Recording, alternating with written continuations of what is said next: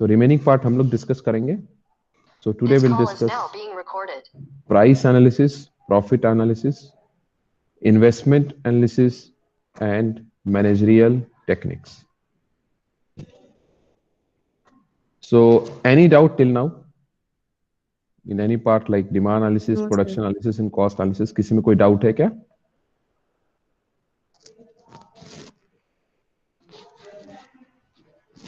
नहीं? Should we proceed? Okay. So today we'll discuss about pricing analysis. देखिए demand analysis में product के demand की स्टडी की कि करेंट ईयर में what will be demand of our product, future में प्रोडक्ट का डिमांड क्या होगा, फ्यूचर में एक साल बाद क्या होगा प्रोडक्ट का डिमांड, और आफ्टर 10 इयर्स प्रोडक्ट का डिमांड क्या होगा. दैट इज डिमांड एनालिसिस, जिसमें हमने डिस्कस किया कि we under demand analysis we study individual demand, then market demand, demand estimation, demand functions, demand distinctions, demand forecasting and elasticity of demand. Demand analysis के बाद हम लोग प्रोडक्शन एनालिसिस करते हैं. प्रोडक्शन एनालिसिस में जो प्रोडक्ट का डिमांड है और हमारी जो प्रोडक्शन कैपेसिटी है, इन दोनों का प्लानिंग करते हैं. प्रोडक्शन एनालिसिस में यस कई बार ये भी होता है कि हम किसी एक पर्टिकुलर लोकेशन को भी सेलेक्ट करते हैं जहां पे हमारा मैन्युफैक्चरिंग यूनिट का इंस्टॉलेशन होना है, राइट. तो प्रोडक्शन एनालिसिस में we discuss about physical output to physical input. What are various factors which are required for produce output?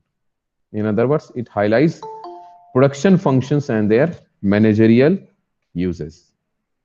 तो जो आपने डिमांड एनालिसिस में किया है उसका हम प्रोडक्शन एनालिसिस करते हैं कि हमारी डिमांड, प्रोडक्ट की डिमांड X है और हमारी प्रोडक्शन कैपेसिटी Y है. तो जो गैप है उसको कैसे फुलफिल किया जाए, या अगर डिमांड कम है, हमारा प्रोडक्शन कैपेसिटी ज्यादा है, तो उसको कैसे ऑप्टिमाइज किया जाए, ये हम लोग प्रोडक्शन एनालिसिस में डिस्कस करते हैं. प्रोडक्शन एनालिसिस के बाद cost function. Cost function is nothing but जो आपने प्रोडक्ट प्रोड्यूस किया है उसकी कॉस्टिंग. जो भी आपने प्रोडक्शन फंक्शन में स्टडी किया है उसकी कॉस्टिंग जब हम करेंगे, दैट इज कॉस्ट एनालिसिस. तो कॉस्ट एनालिसिस में हम बहुत सारे कॉस्ट को स्टडी करते हैं, और like cost concepts, cost behaviour in short run, long run. कुछ ऐसे कॉस्ट होते हैं जो शॉर्ट रन में वेरी करते हैं, लॉन्ग रन में कॉस्ट कांस्टेंट होते हैं. कुछ ऐसे भी कॉस्ट हैं जो शॉर्ट रन में वेरी करते हैं, लॉन्ग रन में भी वेरी करते हैं. तो that is the behaviour of cost in short run as well as in long run. फिर कॉस्ट फंक्शन को हम लोग डिस्कस करते हैं. Cost determinants what are various factors which affect cost of a product. Cost control is nothing but if there is any possibility to reduce the cost, तो वो cost control के अंदर आएगा, cost reduction. So that is cost control and cost reduction. तो ये जो study है that is under cost function. Now will discuss about pricing analysis. एक बार हमने डिमांड एनालिसिस कर लिया, प्रोडक्शन एनालिसिस कर लिया, कॉस्ट एनालिसिस हो गया, उसके बाद pricing analysis. Pricing analysis is nothing but determining the price of product manufacture. जो हमारा प्रोडक्ट मैन्युफैक्चर हुआ उसकी क्या प्राइस होनी चाहिए. Now at this point we have to define the margin, कि हमारा टोटल कॉस्ट क्या लगा है, पर यूनिट कॉस्ट, प्रोडक्ट का पर यूनिट कॉस्ट क्या आ रहा है, और उस प्रोडक्ट की प्राइसिंग कैसे रखनी चाहिए, राइट. तो अगर हम प्रोडक्ट का प्राइस ज्यादा रखेंगे, if the price of the product is higher, then there is a possibility that customer may not buy. और उसी केस में if the price of the product is too low, then there is possibility कि जो हमारा cost है वो भी recover ना हो. So pricing of any product is very strategic decision, जिसमें हम लोग एक रीजनेबल प्राइस को पुट अप करते हैं. So pricing analysis forms core of managerial economics. It plays an important role in profit planning. Here the word is profit planning. The success of a firm largely depends upon correct price decisions taken by it. Product की price correct होनी चाहिए. The point is it should not be set too high. The point is It should not be too low. Product का price अगर बहुत ज्यादा हो गया, there may be possibility that we may not find customers to buy this product. और वहीं पे अगर प्रोडक्ट का प्राइस बहुत कम हो गया तो हम अपने ही कॉस्ट को कवर नहीं कर पाएंगे। So the setting an appropriate price is an important for every business firm. तो प्राइसिंग डिसीजन एक स्ट्रेटेजिक डिसीजन है जहां पे हम बहुत ज्यादा प्राइस नहीं रख सकते, बहुत कम प्राइस नहीं रख सकते। तो एक वर्ड हम लोग यूज करते हैं रीजनेबल प्राइस। तो ये रीजनेबल जो वर्ड है that very from firm to firm, company to company pricing differ करेगी, product to product pricing differ होगा, market to market price differ होगा, कस्टमर टू कस्टमर प्राइस में डिफर है। So this is called reasonable pricing. याद रखेंगे, reasonable pricing ऐसी pricing है which covers all cost at the same time, ये हमें एक प्रॉफिट भी जनरेट करे, which is the ultimate goal, which is ultimate objective of any firm, that is to earn profit. So ये सारे reason हम प्राइसिंग एनालिसिस में लेते हैं। प्राइसिंग एनालिसिस के बाद हम प्रॉफिट एनालिसिस करते हैं।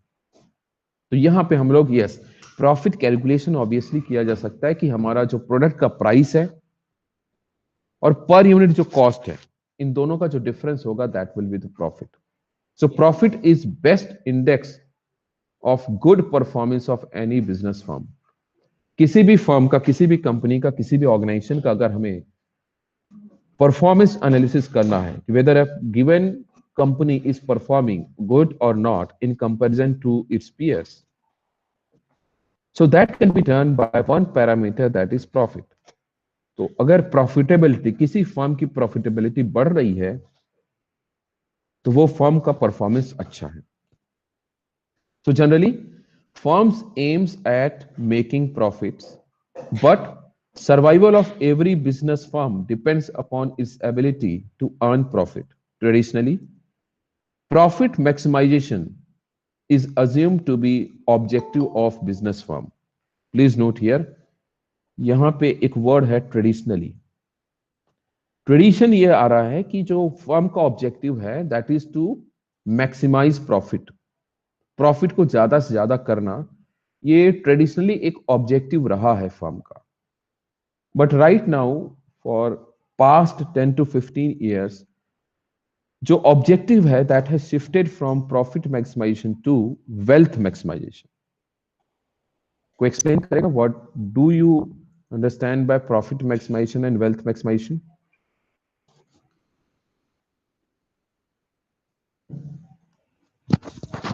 वेल्थ मैक्सिमाइजेशन से आप क्या समझते हैं?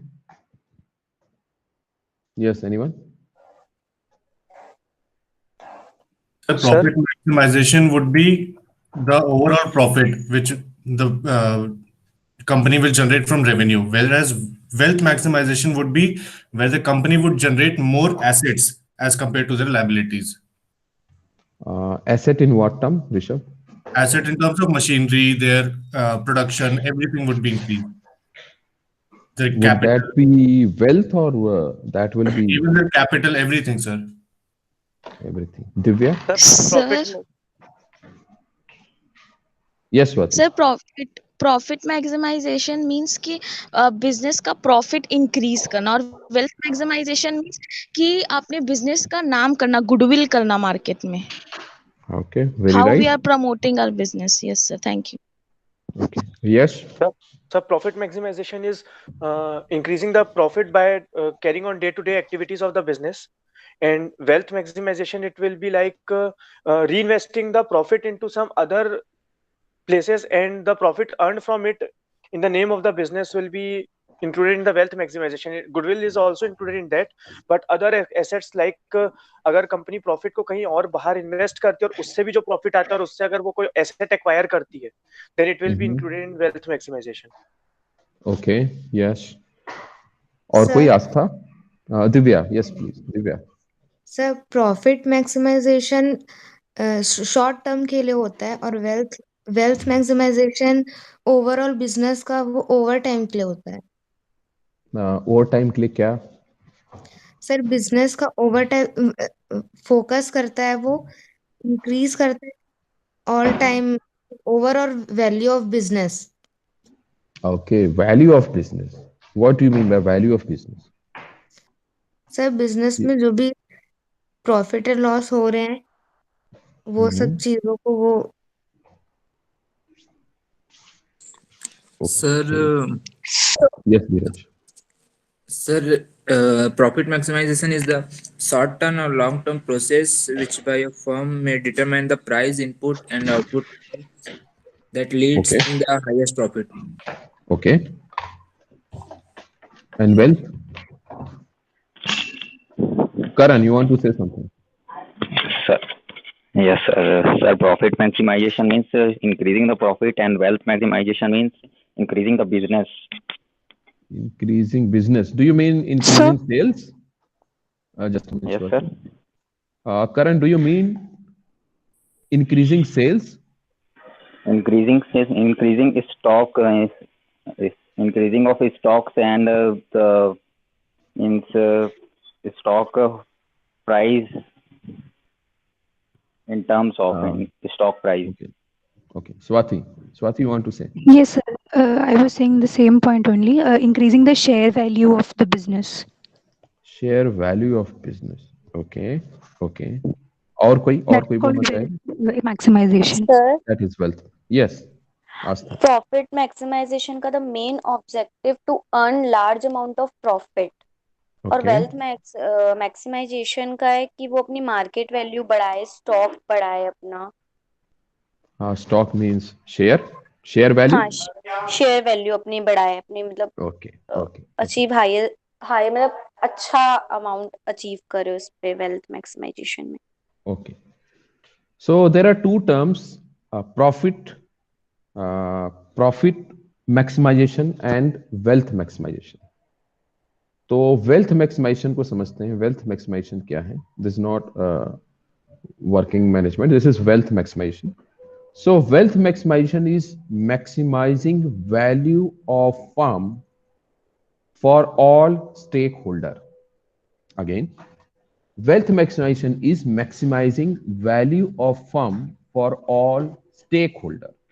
Now, for a firm, stakeholder कौन होते हैं? जो उस फर्म के प्रोडक्ट को खरीदेंगे, customer, they are stake holder. जिस लोकेशन में वो फर्म एग्जिस्ट कर रही है, प्रोडक्ट को मैन्युफैक्चर कर रही है, वो सोसाइटी उस फर्म का स्टेक होल्डर है. जो गवर्नमेंट है, जिसके रूल्स एंड रेगुलेशंस के अंदर वो फर्म रन हो रही है, government is a stake holder of the firm. जो लेबर्स हैं, they are stake holder of the firm. So ये सारे इवन प्रॉफिट भी one of the parameter of wealth maximisation. तो जब हम वेल्थ मैक्सिमाइजेशन की बात कर रहे हैं तो increasing value, like someone has said, increasing share value. So shareholder एक स्टेक होल्डर है फर्म का, है ना. Shareholder one of the stake holder of the firm है. कस्टमर अनदर है, गवर्नमेंट एक है, सोसाइटी फिर है. ठीक है, तो कस्टमर है. तो ये सभी लोग stake holder of the firm है. तो जब हम बात करते हैं wealth maximisation, that is increasing value for every stakeholder. तो अगर हम कस्टमर की बात करेंगे तो best quality at reasonable price. अगर हम स्टेक होल्डर, शेयर होल्डर की बात करेंगे तो मैक्सिमाइजिंग वैल्यू ऑफ शेयर. जब हम एनवायरमेंट, सोसाइटी की बात करेंगे, providing benefits to the society, may be by generating employment. Labour की बात करेंगे, so giving may be giving best job opportunity, या फिर जो बेस्ट सैलरी है उस सेक्टर में वो प्रोवाइड करना. गवर्नमेंट की बात करेंगे तो गवर्नमेंट को जो उनके रूल्स एंड रेगुलेशंस हैं उनको फॉलो करना. उनके जो टैक्सेशन, उसको प्रॉपर्ली टैक्स को पे करना. सो ये सारे पैरामीटर जब कोई एक फर्म करता है तो इस फर्म को बोलते हैं कि firm is achieving its objective of wealth maximisation. Whereas अगर फर्म का केवल ऑब्जेक्टिव प्रॉफिट मैक्सिमाइजेशन है तो वो, उसे लेबर की कोई वैल्यू नहीं, उसको कस्टमर से कुछ लेना देना नहीं है. वो गवर्नमेंट के रूल्स एंड रेगुलेशन को बाईपास करेगा, वो टैक्स को बाईपास करेगा, टैक्स को राइट टाइम में पे नहीं करेगा, प्रोडक्ट की क्वालिटी बहुत डिग्रेड करेगा, क्योंकि उसका अल्टीमेट ऑब्जेक्टिव है किसी तरीके से ज्यादा पैसा कमाना. That was a traditional objective of any firm, which is profit maximization. Right now, every firm's objective is wealth maximization. क्योंकि जैसा काफी लोगों ने बताया कि brand value, goodwill. So goodwill is nothing but it is wealth maximisation. तो goodwill की जब हम बात करते हैं तो goodwill in terms of share holder, in terms of customer, in terms of government agency, in terms of society, इन सभी के पॉइंट ऑफ व्यू अगर वैल्यू बढ़ेगी तो हम बोलेंगे फर्म ने वेल्थ मैक्सिमाइज किया है. Am I clear? Am I clear? Difference between profit maximization and wealth maximization. Yes, sir. Yes, sir. Yes, sir. Yes, sir. Okay.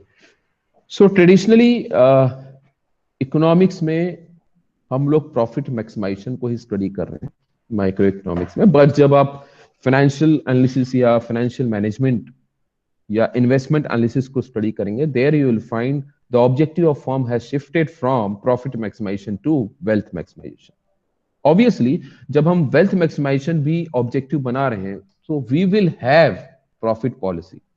ऐसा नहीं है कि सबके लिए बेनिफिट करना है और ऑर्गेनाइजेशन को जो प्रॉफिट अर्न करना है, ऑर्गेनाइजेशन को जो कॉस्ट कवर अप करना है, वो उसको अगर नहीं लेगा तो business will not run. So profit policy is one of the parameter of wealth maximization. Hence, decision concerning level of profit, rate of profit, reinvestment of profit, someone has said reinvestment of profit, are relevant in every business firm nowadays. The main aspects dealt under profit analysis are nature and measurement of profit. Profit theories. किसी firm को, किसी एक industry को या firm को ज्यादा profit earn हो रहा है, किसी इंडस्ट्री को कम प्रॉफिट अर्न हो रहा है. किसी इंडस्ट्री में, किसी पर्टिकुलर इंडस्ट्री या ऑर्गेनाइजेशन के लिए cost of production is very high, for some organisation cost of production is very low. तो ये सारी स्टडी हम प्रॉफिट थ्योरीज में देखते हैं. Profit policies, profit planning, control, break even analysis and profit forecasting, ये सारे concepts we study under profit analysis. That is profit theories, profit policies, planning, control, that is nothing but break-even analysis and profit forecasting. ये सारी study profit analysis के अंदर की जाती है. The next term is investment. तो investment का क्या मतलब है? जो हमें प्रॉफिट अर्न हुआ है, जो फर्म को प्रॉफिट अर्न हुआ है, फर्म के पास जो प्रॉफिट आया है, फर्म उस प्रॉफिट का क्या करेगी? सपोज किसी एक पर्टिकुलर ऑर्गेनाइजेशन को प्रॉफिट अर्न हुआ है तो उसका क्या किया जाएगा?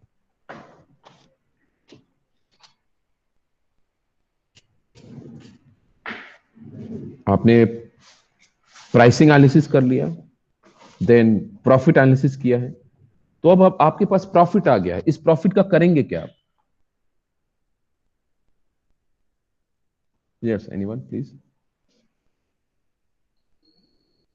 सर इन्वेस्ट करेंगे बिजनेस में, फिर से इन्वेस्ट करेंगे. Okay, that is expansion of business, right Swati? Business का एक्सपेंशन करना है. तो जो हमारे पास प्रॉफिट आया है, हमारे पास मतलब किसके पास आया? बिजनेस के पास. बिजनेस के पास, राइट. तो बिजनेस के पास जो पैसा जनरेट है, जो रिजर्व है, उस प्रॉफिट को दैट कैन बी री इन्वेस्टेड टू एक्सपैंड बिजनेस. ये एक हो सकता है. दूसरा क्या हो सकता है? और क्या कर सकते हैं? The dividends to stockholders. Dividends to shareholders, right? Dividends to shareholders. Okay. Dividends to shareholder. और क्या करेंगे?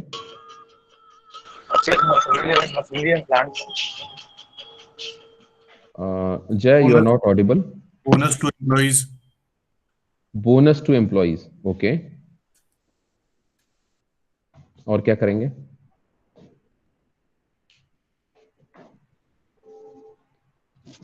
एक हमारे पास आया है, एक हमारे पास ऑप्शन है कि हम री invest. Development of business. Development of business is nothing but री इन्वेस्टमेंट. राइट? री इन्वेस्टमेंट करें. दूसरा ऑप्शन आया था कि हम डिविडेंड दे दें। तीसरा क्या है, और क्या कर सकते हैं? एक है री इन्वेस्टमेंट और एक है डिविडेंड। और कुछ कर सकते हैं? सर री एसेट इंक्रीज कर सकते हैं बिजनेस का। कैसे करेंगे? सर कोई भी मशीनरी को अगर हम लोगों को क्या बोलते हैं उसको रीवैल्यूएट करना है तो वो कर सकते हैं, या कोई मशीन रिक्वायर्ड है, टेक्नोलॉजी इंक्रीज होती है तो उसमें इन्वेस्ट कर सकते हैं। सो दैट इज नथिंग बट री इन्वेस्टमेंट। Yes sir. है ना, री इन्वेस्टमेंट, जिसको आप एक्सपेंशन कह सकते हैं, जिसको आप इंक्रीजिंग में बी एसेट ऐसा कर सकते हैं जो हमें फ्यूचर में रिटर्न दे। ये सारे टर्म एक ही हैं, एक्सपेंशन, इंक्रीजिंग एसेट, ये सभी री इन्वेस्टमेंट है।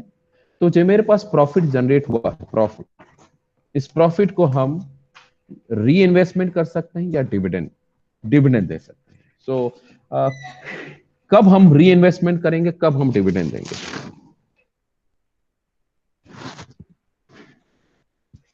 मेरे पास प्रॉफिट जनरेट हुआ है, इस प्रॉफिट का मेरे पास दो ऑप्शन दिख रहा है। I have two options, either I'll go for reinvestment or maybe I'll pay dividend to shareholder. हम दोनों पार्टली करेंगे। पार्टली करेंगे? क्या ऑर्गेनाइजेशन पार्टली करती है ऐसा? Yes sir, mostly. Mostly. Can you give any example? Any firm? Sir, even Reliance will pay dividend as well as they also try to acquired actually Big Basket and all. Okay. I'll give some example like Infosys. Infosys maybe 1980s में incorporation हुआ और 2005 तक उसने एक भी dividend नहीं दिया। 2005 तक उसने कोई डिविडेंड नहीं दिया। माइक्रोसॉफ्ट 1960s के आसपास उसका इनकॉर्पोरेशन हुआ और 99 तक उसने एक बार भी डिविडेंड नहीं दिया। क्या ये फर्म का एक्सपेंशन नहीं हुआ? क्या ये फर्म आगे नहीं बढ़ी? क्या इसके एम्प्लॉय खुश नहीं थे? क्या इसके स्टेक होल्डर या शेयर वैल्यू या वैल्यू ऑफ फर्म इंक्रीज नहीं हुआ? सर हुआ, बहुत हुआ, बहुत ज्यादा हुआ। ये ऐसे फर्म है जिनका कोई डेट नहीं है, डेट फ्री फर्म है, इनके पास कोई लोन नहीं है। तो हम इसको अब कैसे एक्सप्लेन करेंगे? हमारे पास प्रॉब्लम है कि हमारे पास पैसा ज्यादा है, अब इस पैसे का क्या करें? या तो री इन्वेस्ट करें या डिविडेंड दें। तो कब री इन्वेस्ट करें, कब डिविडेंड दें? When there is space, room for growth, then the company will reinvest. And when the company has reached a certain point where there is no point of diversification, then the company will pay dividend. Rishabh, मुझे कैसे पता चलेगा कि firm grow कर रही है कि नहीं? क्या पैरामीटर होगा Rishabh? It's good point, good point. Sir एक वो हो जाएगा कि सर्टेन मतलब पीक पे आ जाएगा जहां पर कंपनी को पता चल गया है कि they have achieved all their certain target goals. अब इसके बाद या तो ऑप्शन है कि हम किसी दूसरी कंपनी में ही इन्वेस्ट कर ले। So that is reinvestment. That is reinvestment. So, Atul, you want to say something? Sir, ये if it's a partnership firm or if it's a company with directors, ये डिपेंड करेगा कि उनकी स्ट्रैटेजी क्या है, उनका विजन क्या है, and accordingly the company would make this decision whether they want to reinvest or they want to partially reinvest and then give it out to their shareholders or give it out to their employees. Basically profit का क्या करना है would change throughout the course of the company's life. And तो चलिए, आप board of director हैं, one of the member of board of director, आप क्या डिसीजन लेना चाहोगे? सर मतलब आप जो केस दे रहे हैं उसमें it's a very big company with which has got a very big profit, right? Right, बहुत ज्यादा। तो then it would be like jointly decided whether we wish to have a whether we wish to expand or branch out, invest in something new, invest in innovation, invest in कब आप decision लोगे Atul and everyone? कब हम decision लेंगे कि हमें री invest करना चाहिए और कब हम डिसीजन लेंगे हमें री इन्वेस्ट नहीं करना चाहिए? सर कंटिन्यूसली मार्केट इवैल्यूएशन करते रहती हैं ऐसी companies, they are never blind to what is going on in the world. तो depending on the market scenario and the analysis, they make these decisions कि what should be the next step. उनका already 4-5 साल का plan आगे का, maybe even more आगे का रहता है.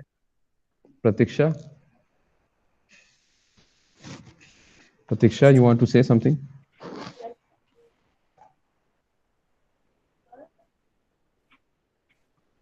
Okay. Hello. Yes, please. Hello. Yes, tell me. Sir, reinvestment तब करना चाहिए जब अपने पास इन्वेस्टमेंट के लिए कुछ रहना चाहिए, उसके बाद ही तब रीइन्वेस्टमेंट करने से कोई मतलब है? कुछ रहना चाहिए मतलब पैसा रहना चाहिए, तो पैसा तो है, और क्या देखोगे हाँ, आप? और क्या देखोगे? और बॉन्ड्स ओके, चलिए इसको समझते हैं कि कब हमें हमारे पास प्रॉफिट जनरेट हो गया और कब हम रीइन्वेस्टमेंट करना चाहेंगे और कब डिविडेंड देंगे. So every firm has a target rate of return, और ये रेट ऑफ रिटर्न में भी इनका जो एग्जिस्टिंग बिजनेस है उसके थ्रू हो सकता है. Let's say a firm has 20% of rate of return, ठीक है, जो मार्केट का एक एवरेज रेट है वही इनका रेट ऑफ रिटर्न भी है. नाउ इनके पास प्रॉफिट है, they have two options, either go for री इन्वेस्टमेंट और डिविडेंड. तो any firm will go for री investment. I am saying any firm will go for री investment if the rate of return from those investment are at least the set rate of return, at least the average rate of return of that particular market. उनका जो existing business है let's say उससे 20% का return आ रहा है. अगर वो expansion करना चाहते हैं, किसी और जगह इन्वेस्ट करना चाहते हैं, so they will take decision of re investment only when they get at least 20% of return. For example, अगर रेट ऑफ रिटर्न एक्सपेंशन के थ्रू 20% से कम मिल रहा है, 15% मिल रहा है, 10% मिल रहा है, of course it is return, but at that moment they will give dividend rather than go for reinvestment. ये पैसा जो प्रॉफिट है ये किसका है? ये जो प्रॉफिट है ये शेयर होल्डर का है. ये जो प्रॉफिट है ये शेयर होल्डर का है. तो शेयर होल्डर तभी कन्विंस होगा री इन्वेस्टमेंट के लिए अगर आप उसको बता सको कि जो हम एक्सपेंशन करेंगे, हम कौन, सीईओ, डायरेक्टर, हम जो एक्सपेंशन करने जा रहे हैं, जो इन्वेस्टमेंट करने जा रहे हैं, उससे एटलीस्ट 20% या उससे ज्यादा रिटर्न मिलेगा, तभी हम शेयर होल्डर को कन्विंस कर पाएंगे कि will go for reinvestment. अगर हम इतना रिटर्न नहीं दे रहे हैं, it's better to return their money. It's better, profit उनका है, उनको वापस कर दिया जाए. सो ये बहुत ही स्ट्रेटेजिक डिसीजन है कि कब हमें री इन्वेस्टमेंट करना है, कब हमें डिविडेंड देना है. It will depend upon the rate of return which firm has fixed, या जो उसके एग्जिस्टिंग बिजनेस से मिल रहा है, या जो मार्केट का एवरेज रिटर्न है वो. उससे ज्यादा अगर मिल रहा है तो री इन्वेस्टमेंट करो, उससे कम मिल रहा है तो चुपचाप जिसका पैसा उसको वापस कर दो. किसका पैसा है? शेयर होल्डर का. Is it clear? Yes sir. Sir एक डाउट था. Yes please Atul. Sir like for example अभी एक कंपनी ने एक परसेंटेज सेट कर लिया, तो ये हम बेसिकली क्या क्या देख के करते हैं? Percentage here means may be जैसे हमने ऊपर प्रॉफिट एनालिसिस किया, राइट? जो हमने यहाँ पे प्रॉफिट एनालिसिस किया है कि प्रॉफिट कितना होना चाहिए, एटलीस्ट ये प्रॉफिट पॉलिसी सेट करते हैं. So this profit policy will include pricing decision, will include cost function, will include production function, will include demand analysis. ये सभी के बेसिस पे हम प्रॉफिट एनालिसिस करते हैं, प्रॉफिट सेट करते हैं. और आप यहाँ देखोगे रेट ऑफ प्रॉफिट है ना, तो रेट ऑफ प्रॉफिट इन सभी ऊपर के सारे स्कोप को कंसिडर करके डिफाइन होता है. राइट. सो नॉर्मली जो हमारा एग्जिस्टिंग बिजनेस है वो जो रिटर्न दे रहा है वो मेरा टारगेट हो सकता है कि एटलीस्ट जो मेरा एग्जिस्टिंग बिजनेस है उतना ही अगर रिटर्न कहीं और मिले तो मैं ऑब्वियसली इन्वेस्ट करूंगा, है ना. इसलिए आप देखते हो रिलायंस के पास इतना पैसा है ना, मुकेश अंबानी, तो अभी वो गुजरात में जू बनाने जा रहे हैं 280 एकड़ लैंड पे, but he is not investing in automobile sector, है ना. वो कपड़े बना के बेच रहे हैं, वो पेट्रोलियम प्रोडक्ट बना के बेच रहे हैं, बट वो ऑटोमोबाइल सेक्टर में इन्वेस्ट नहीं कर रहे. क्यों नहीं कर रहे हैं जबकि इतना बड़ा एक स्कोप है, ग्रोथ ऑप्शन है, अपॉर्चुनिटी है? That may be because जो उनके एग्जिस्टिंग बिजनेस से, जो उनके पेट्रोलियम प्रोडक्ट्स से या अदर जो प्रोडक्ट्स हैं उनसे जो रिटर्न मिल रहा है उतना रिटर्न ऑटोमोबाइल सेक्टर में नहीं मिलता, इसलिए उन्होंने इस सेक्टर में इन्वेस्ट नहीं किया। राइट, तो ये ऑर्गेनाइजेशन का, ये फर्म का इन्वेस्टमेंट पॉलिसी हो सकता है। Okay sir. Right right okay, Atul. तो शेयर होल्डर्स के मतलब बहुत बड़े कंपनीज में share holders are like in millions, right? तो do they take a poll before making these decisions, और सिर्फ डायरेक्टर्स या बोर्ड ऑफ डायरेक्टर्स ही लेके आगे बढ़ते हैं? नॉर्मली तो प्रैक्टिस यही है कि जितने शेयर होल्डर हैं सभी आए और ओपिनियन प्रोवाइड करें, बट हर एक शेयर होल्डर उस बोर्ड ऑफ मीटिंग में नहीं पहुंचता। जैसे मेरे पास एक शेयर है ना, अब मुझे मुंबई में जाना है, कॉर्पोरेट ऑफिस में जाना है अपना ओपिनियन रखने के लिए, और मेरे पास एक ही शेयर है, तो मेरा जो वोटिंग राइट है उतने प्रपोर्शन में रहेगा। Like if number of shares is in crore, तो हार्डली मेरा 0.1% का से रहेगा, राइट? और जिसके पास 51% का शेयर है तो उसका से ज्यादा रहेगा। सो वोटिंग राइट पे ही होता है, डिसीजन वोटिंग राइट के बेसिस पे ही लिया जाता है। तो जब हम बोलते हैं बोर्ड ऑफ डायरेक्टर्स की मीटिंग है ना, तो ऑब्वियसली उनके पास जो डिसीजन मेकर है, जो जिनका स्टेक है वो बहुत ज्यादा है, तो ऑब्वियसली उनका जो डिसीजन है वही नॉर्मली होता है। Okay sir. ठीक, okay. So investment analysis is concerned with planning and control of capital expenditure. Obviously हम long term में investment करना चाहते हैं, तो that is called capital expenditure. So the essence of this analysis is to compare the benefits that accrue over a period of time with amount of capital invested. Over the period में जो हमने capital investment किया है उसके through क्या benefit, क्या return हमें मिलने जा रहा है। So the decision on amount of investment, so जो डिसीजन हमें लेना है कितना इन्वेस्टमेंट करना है, जैसे किसी ने बोला कि देयर इज पॉसिबिलिटी कि कुछ पोर्शन री इन्वेस्ट किया जाए और कुछ पोर्शन डिविडेंड दिया जाए, ऐसा फर्म्स करती हैं, बिल्कुल ऐसा फर्म्स करती हैं। जो बिग फर्म्स लाइक एनटीपीसी हो गया या बीएचईएल हो गया, ये ऐसे फर्म्स हैं जो कुछ पार्ट इन्वेस्ट करती हैं, कुछ पार्ट डिविडेंड फॉर्म में रिटर्न बैक करती हैं। So the amount of investment, rate of investment, this is very important. Rate of investment, the proportion of new investment, replacement investment are some of the investment issues which can be evaluated through cost benefit analysis. So when I'm saying cost benefit analysis, it is nothing but finding rate of return. कि इस particular investment से कितना return मिलने जा रहा है और कितना कॉस्ट लगेगा। सपोज आप किसी एक फर्म को एक्वायर करते हैं, जैसा टाटा ने किया था, लैंड रोवर जगुआर है ना, इसको एक्वायर किया। So there was lots of cost, और जब 2009 में टाटा ने ये डिसीजन लिया था कि किसी यूके के फर्म को, ऑटोमोबाइल फर्म को खरीदा जाए, सो अक्रॉस द ग्लोब ये एक डिबेट का टॉपिक था कि ऐसा जो डूबती कंपनीज हैं, इवन तो लग्जरी कार है लेकिन वो कंपनी सेल्स नहीं कर पा रही है, ऐसे कंपनी को खरीद के टाटा गलत डिसीजन ले रही है, but they have proved them wrong. तो वहां पे कॉस्ट बेनिफिट एनालिसिस, तो जो टीम थी, टाटा की जो टीम थी जिसने ये डिसीजन लिया कि हमें लैंड रोवर और जगुआर को परचेज करना चाहिए, तो वो डिसीजन करेक्ट था because may be they have done a proper cost benefit analysis. That is in general, the capital budgeting in particular. So the main aspects dealt under investment analysis are nature of capital budgeting, cost of capital, capital investment, appraisal, and so on. So budget कितना allocate करना है, cost of capital is nothing but कि हमारा जो future में investment होने जा रहा है उसकी costing क्या आएगी और उसके basis पर return क्या आएगा, ये सारा investment analysis में study होगा। राइट, यहाँ पे कोई डाउट? इन्वेस्टमेंट किसी कोई doubt?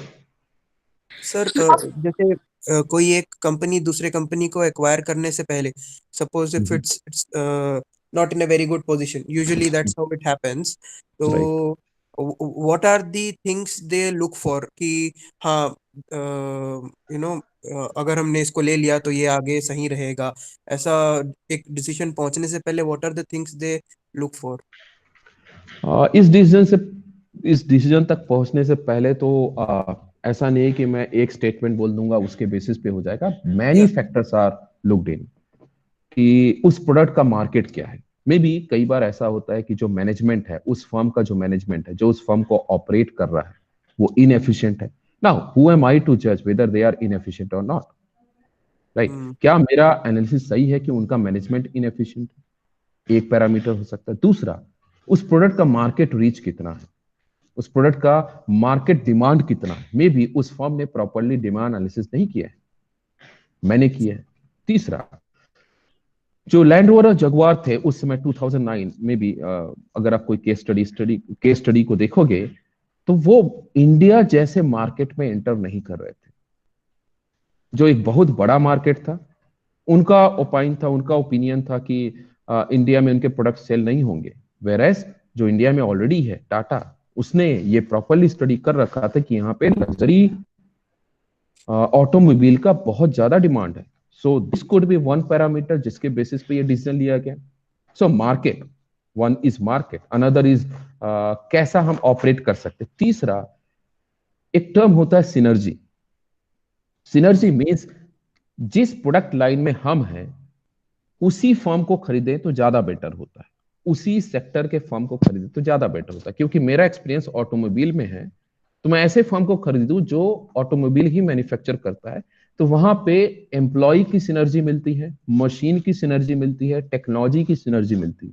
So this could be another parameter on the basis of which firms take decision to acquire another, right? और भी पैरामीटर होते हैं। गवर्नमेंट पॉलिसीज कैसी हैं, है ना? अगर हम चाहे कि किसी मे बी अफ्रीकन कंट्रीज के किसी फर्म को एक्वायर करना चाहे, तो वहां के जो गवर्नमेंट पॉलिसीज हैं वो उतने अच्छे नहीं है कि हम इजिली से वहां पे एक्विजिशन कर पाए। एयरटेल हैज ट्राइड, एयरटेल ने अफ्रीका में टेलीकम्युनिकेशन सेक्टर में गवर्नमेंट की ही कंपनीज को परचेज किया और वहां पे अपने बिजनेस का एक्सपेंशन किया, जो 2 years बैक उनको वाइंड अप करना पड़ा because they could not materialise it properly. जो वो सोच रहे थे, जो उनकी स्टडी थी, वो गलत हुई।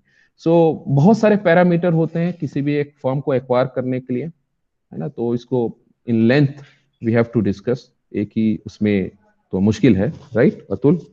ओके। और कोई क्वेश्चन?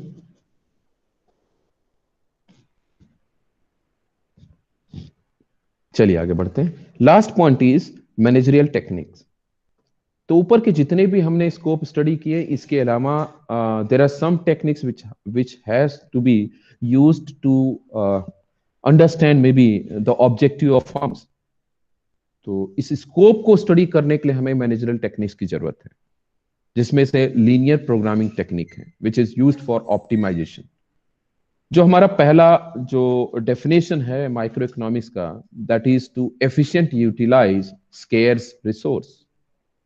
कभी भी रिसोर्स जो हैं वो अबंडेंस में नहीं हो सकते, वो हमेशा ही स्केर्स रहते हैं, उनकी हमेशा ही कमी है। सो लीनियर प्रोग्रामिंग टेक्निक एक ऐसा टेक्निक है जिसके थ्रू हम ऑप्टिमाइज करेंगे, जिसको हम एक स्टेटमेंट में लिखेंगे, एफिशिएंट यूटिलाइजेशन ऑफ रिसोर्सेस। जो भी हमारे पास अवेलेबल रिसोर्सेस हैं उनका बेस्ट यूटिलाइजेशन कैसे किया जाए, उसके लिए लीनियर प्रोग्रामिंग टेक्निक है।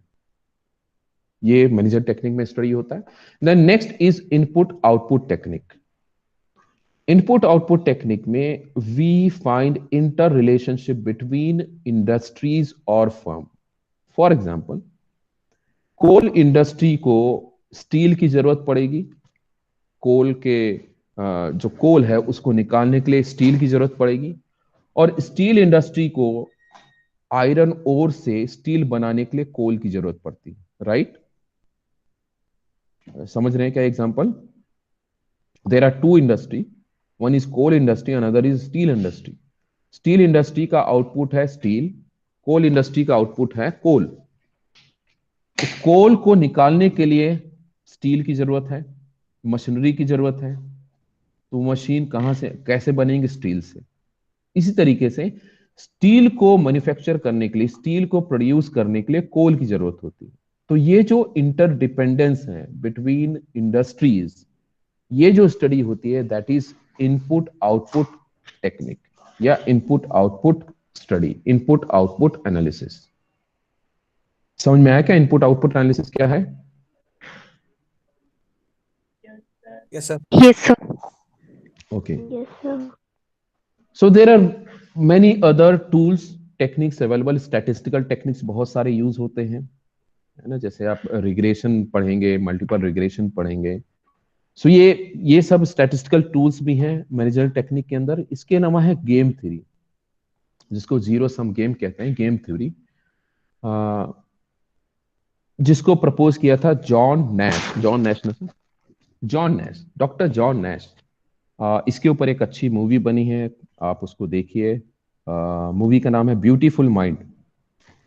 सो इफ पॉसिबल उस मूवी को देखिए. जॉन नैश ने इस थ्योरी को कैसे प्रपोज किया, किस तरीके से इसको लाया, और ये वन ऑफ द थ्योरी और प्रिंसिपल ऑफ माइक्रो इकोनॉमिक्स है. तो मूवी का नाम है ब्यूटीफुल माइंड. इसको आप जरूर देखें.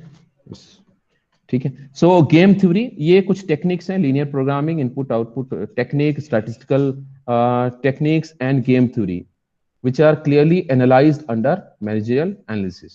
The above mentioned techniques are basic to economics in business decision making. तो जब भी हमें किसी बिजनेस का डिसीजन लेना है तो हम इन कुछ टेक्निक्स को यूज करते हैं, right. So this is scope of managerial economics. Next will discuss about principle of micro economics. Principle of micro economics. तो जो माइक्रो इकोनॉमिक्स की स्टडी है वो कुछ प्रिंसिपल पे बेस्ड है ना. कुछ प्रिंसिपल पे बेस्ड है. ऐसा नहीं है कि केवल केस स्टडी के बेसिस पे है, ऐसा नहीं है कि केवल एक्सपीरियंस के बेसिस पे. Yes, of course many decisions are taken on the basis of past performance और experiences, but these are also based on certain principles. तो एक बार देखते हैं कौन कौन से प्रिंसिपल है जिसको हम नेक्स्ट क्लास में डिस्कस करेंगे. One is marginal and incremental principle, which we'll study. Next one is incremental analysis, nothing but incremental principle only. Then we have equimarginal principle in context of marginal utility. So equimarginal principle. Then we'll discuss about opportunity cost principle, जो बहुत ज्यादा important है. Opportunity cost principle. We will discuss time perspective principle. Time perspective में short run, long run को study करेंगे. Next one is discounting principle. तो ये principle हैं जिनके basis पर micro economics work करता है. तो एक principle को study करते हैं, then we'll close here. So the first principle is marginal and incremental principle. Marginal principle and incremental principle. So this principle states that a decision is said to be rational. That is, it says that any decision taken by a firm is said to be rational, is said to be logical and sound if given firm's objective of profit maximization, it leads to increased profit, which is in either of two scenarios. तो ये marginal और incremental principle ये बोलते हैं कि कोई भी decision organisation अगर लेता है तो हर एक डिसीजन किसी न किसी ऑब्जेक्टिव पे है. लेट्स टेक प्रॉफिट मैक्सिमाइजेशन एक ऑब्जेक्टिव है. तो अगर हमें किसी फर्म के प्रॉफिट को मैक्सिमाइज करना है तो कैसे किया जा सकता है?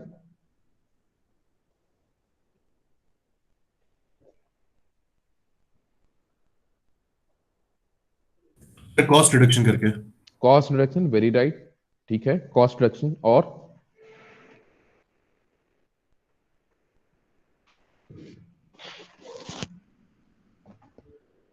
so two situations can be there. One is if total revenue increases more than total cost. Another is if total revenue declines less than total cost. चलिए समझते हैं ये क्या बोल रहे हैं. अगर हमें प्रॉफिट को बढ़ाना है ना, प्रॉफिट को इंक्रीज करना है, इंक्रीज प्रॉफिट. प्रॉफिट को इंक्रीज करने के लिए हम एक डिसीजन ले सकते हैं कि रेवेन्यू को इंक्रीज करें. रेवेन्यू इंक्रीज करें मतलब जो सेल्स है, प्रोडक्ट का सेल्स जो है उसको इंक्रीज करें. तो अगर हमने प्रोडक्ट के सेल्स को इंक्रीज किया तो रेवेन्यू बढ़ा. पर जब हम प्रोडक्ट के सेल्स को इंक्रीज करेंगे उसके साथ साथ कॉस्ट भी बढ़ेगा। कैसे? सपोज हमें प्रोडक्ट का सेल्स इंक्रीज करना है तो उसके लिए हमें ज्यादा प्रोडक्शन करना होगा। ज्यादा प्रोडक्शन के लिए मे बी हमें ज्यादा लेबर्स की जरूरत पड़ेगी। इसके साथ साथ हो सकता है हमें और मशीन खरीदना पड़ेगा। तो अगर हम सेल्स को इंक्रीज करना चाहते हैं तो सेल्स को इंक्रीज करने के लिए कॉस्ट भी इंक्रीज होगा। Now profit can be maximise if increase in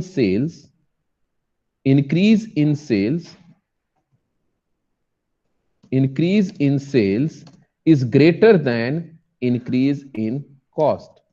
फिर से समझते हैं। देखिए, जब भी हम, एक तरीका है प्रॉफिट को मैक्सिमाइज करने का, प्रॉफिट को ज्यादा से ज्यादा करने का, कि हम प्रोडक्ट के सेल्स को इंक्रीज करें। प्रोडक्ट के सेल्स को इंक्रीज करना है तो प्रोडक्शन बढ़ाना पड़ेगा। प्रोडक्शन बढ़ाएंगे तो कॉस्ट भी इंक्रीज होगा, क्योंकि लेबर बढ़ेंगे, मशीनें बढ़ेंगी, इलेक्ट्रिसिटी बिल बढ़ेगा, हो सकता है 3 शिफ्ट रन करना पड़े। तो जब हम सेल्स को इंक्रीज करेंगे कॉस्ट भी इंक्रीज होगा। अब इससे प्रॉफिट मैक्सिमाइज हुआ कि नहीं हुआ? तो अगर increase in sales is greater than increase in cost तो प्रॉफिट मैक्सिमाइज हुआ। So this is one way to increase profit. Another way is sales को डिक्रीज करें। सेल्स को डिक्रीज करेंगे तो कॉस्ट भी डिक्रीज होगा।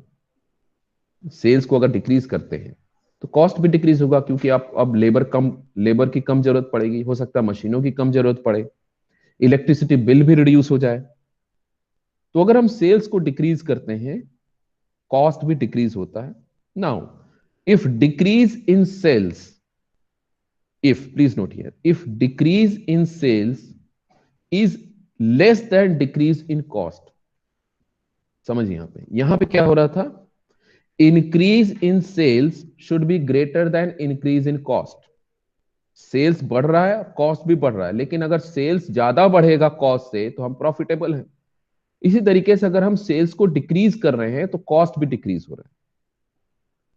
सो यहां पे अगर सेल्स का डिक्रीज कम है और कॉस्ट का डिक्रीज ज्यादा है तो again we will be profitable. समझिए इसको, सेल्स को अगर हम डिक्रीज कर रहे हैं कॉस्ट भी डिक्रीज हो रहा है, but if decrease in sales is less than decrease in cost, मतलब कॉस्ट ज्यादा डिक्रीज हुआ है, सो वी आर प्रॉफिटेबल। क्या ये क्लियर हुआ point? If total revenue increases more than total cost we are profitable. If total revenue declines less than total cost, again we are profitable। Clear है क्या? Clear हुआ? Yes sir. Yes sir. तो next class में इसको continue करेंगे। Will understand the concept of marginal and incremental. यहाँ पे profit कैसे बढ़ाया जा सकता है ये हमने डिस्कस किया। नेक्स्ट क्लास में हम इन दो प्रिंसिपल के साथ इसको रिलेट करेंगे। सो आई होप आप लोगों ने अटेंडेंस फिलअप कर दिया है, अटेंडेंस भर दिया सभी लोगों ने? Yes sir. Yes Yes. Okay, जिसने नहीं भरा वो भर देंगे। Yes sir. तो any doubt till now? No sir. No sir. No sir. No sir. Okay, so thank you for joining. We'll meet in next class. Thank you. Thank you thank you sir। Sir. Thank you sir. Thank you, sir. Thank you sir. Thank you, sir.